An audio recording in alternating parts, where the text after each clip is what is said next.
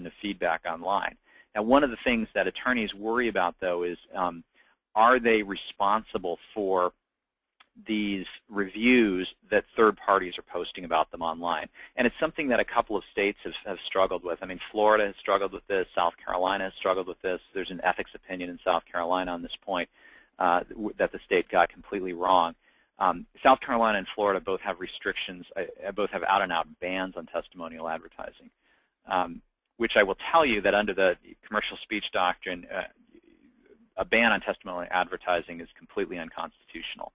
And if anyone in those states were to challenge those rules in federal court, the state would surely lose. A number of other states have had testimonial bans, and every time they've been challenged in federal court, the state has lost.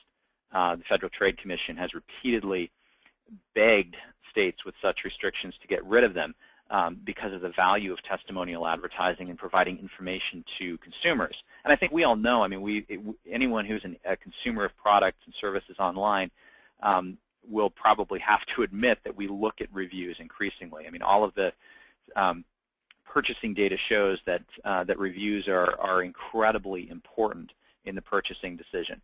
And so there's no question that an out-and-out ban on these is not lawful. But the even more important point to keep in mind is that you really shouldn't worry about them because you're not writing them.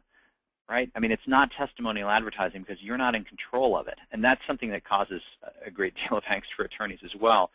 But if you're not writing it, then it's not going to be technically testimonial advertising. And even if the bar were to treat it as testimonial advertising, there's a federal statute. It's 47 U.S.C. Section 230, and it's what I call the law that makes the internet go. And 47 U.S.C. Section 230, basically it's a very brief statute, but a very heavily litigated one.